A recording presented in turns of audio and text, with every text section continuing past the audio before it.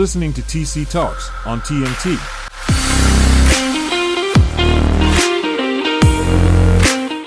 Hey, what's going on, guys? It's TC here, back with another episode of TC TAUX, and today I wanted to bring you guys a video about the NFC North. I was on Instagram, and this guy was talking about how bad the Packers might be without Aaron Rodgers, and it got me thinking how bad the Packers are with Aaron Rodgers. So I thought I'd bring you guys a video and kind of talk about where I think each team is at right now, given their strength of schedule remaining and given their record currently, as well as just how the team is doing in general. So first and foremost, let's start with those Chicago Bears. I do not see a lot going well for them. They lost to the Washington Commanders, the lonely 1-4 team that everyone was expecting they should at least be competitive in, at least have a better Thursday night game than the Broncos and Colts. And lo and behold, the Bears would exceed expectations and make it one of the worst games in NFL history. It was so boring, so monotonous, so bad offensively. The receivers were dropping balls. Justin Fields wanting to run more than he was passing, just because of, hey, if he's going to pass, it's not going to matter anyway, because none of his receivers were catching balls. So it really does just go to show the Bears are in a bad situation right now. And honestly, there's not a lot to come from that.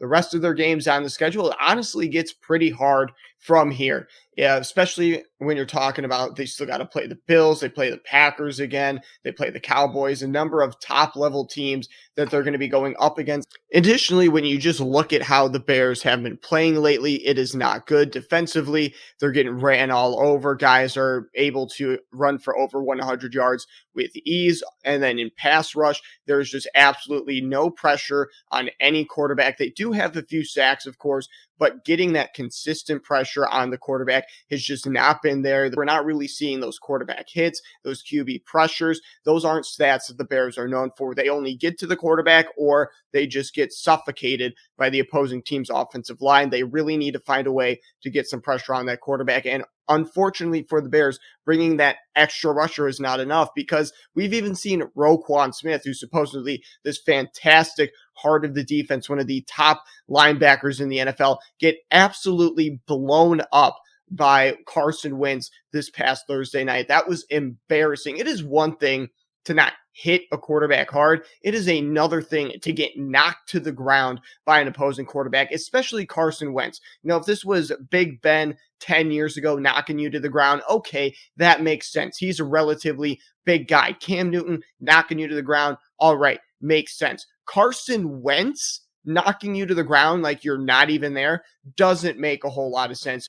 That sums up the Bears defense perfectly. How the best guy is able to be bested by Carson freaking Wentz. So enough about the Bears, because we can make this a 20-minute video about the Bears, but we're going to leave it at that. There's no offense, there's no defense, and just to throw some sprinkles on top for you, the Mikulskis and the offensive coordinator Luke Getsy also terrible. So let's get to those Green Bay Packers. I wanted to go Vikings, but I'm going to go with Green Bay Packers just because that's who I was talking about earlier today. That's who's freshest in my mind. So the Packers, they're not looking too good right now. As we all know, they just fell to the Giants this past Sunday.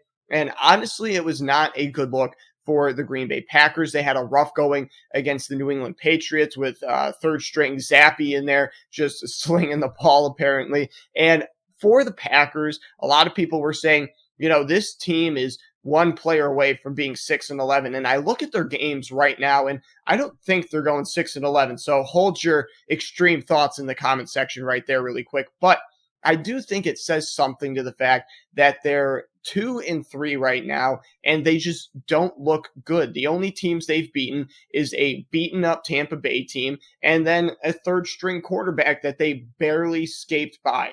It was this close to Zappy coming away with the win against Aaron Rodgers. How he let that happen, I don't know, but it just goes to show the overall vibe in Green Bay. In fact, the thing that made me respond this way to the Green Bay Packers was this video of, I forget who the tight end is, but some tight end starts off on the right side of the ball, shifts his way over to the left, and Aaron Rodgers says, you know, some expletive of get your butt over there.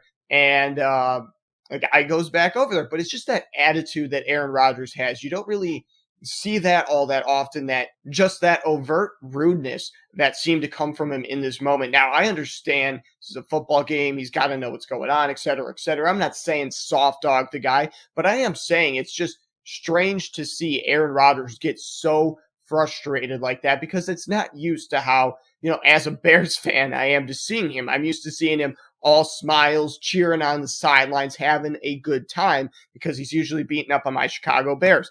But the Packers right now aren't beating up on anybody. They don't look good. The offense isn't going. Aaron Rodgers isn't doing a good job. And it all goes to that receiving core and just the overall notion that just because Aaron Rodgers is on the team doesn't mean they're going to be good. And you're really seeing that now. So many people were like, oh, last year they lost their first game too, and they rebounded just fine.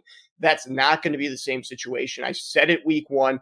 I'll say it again now. They're not just going to automatically rebound just because Aaron Rodgers is the quarterback. Yes, he's got fantastic skills. Yes, he's got the potential to reel off amazing throws. But if his receivers aren't going to catch it, if his defense isn't going to be a top 5 defense like everybody was saying, what is he supposed to do? Just not going to get done. And when you look at the strength of schedule, I think they have an easier time to beat out the Minnesota Vikings for first place in the NFC North than the Minnesota Vikings have to maintain their hold over the Green Bay Packers. I think the Packers have about 6 games that they should be able to win going in through the rest of the season. But the Vikings, let's transfer over to them really quick, because we'll get in their flaws and then we'll get into the games they have left. But the Vikings, they rely on Kirk Cousins. Now, I understand Kirk Cousins has looked way better this year than he has in previous years, but he's always had those moments where he seems like he's finally over that average Kirk Cousin-esque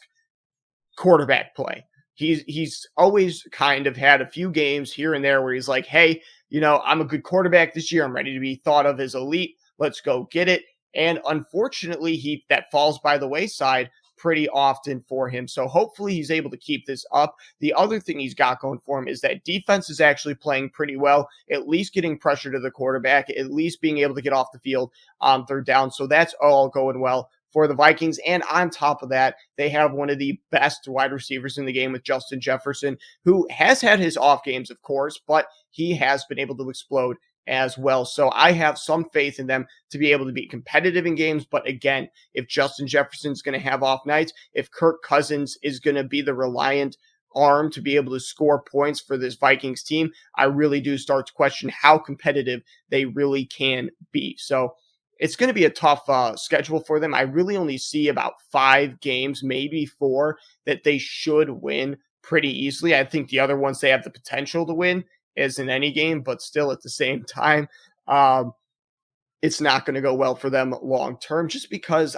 Kirk Cousins isn't that guy who usually likes to show up in intense situations and isn't always the best under pressure, especially when you're talking about playing teams like the Cowboys, the Packers, and all those other strengthful teams like the Bills that they got to face later on down their schedule. So honestly, I think the Vikings have the chance to pull up the upset in the NFC North this year, but I do think it's going to be hard for them. Then the lonely Detroit Lions. Now, honestly, I wanted to be so hyped on this team. They had so much potential in the beginning of the year. Dan Campbell, how could you not love him as a coach? The guy just has some of the best sound bites out there, some of the best quotes. He's a character. He's a fantastic leader. And honestly, I thought the Lions would be doing better. Now, to be fair, this is his first year as the head coach, and it's going to take some adjusting to get, into the swing of things, to be able to, just go out there and perform, because it's a new system. It's a whole new scheme, planning system,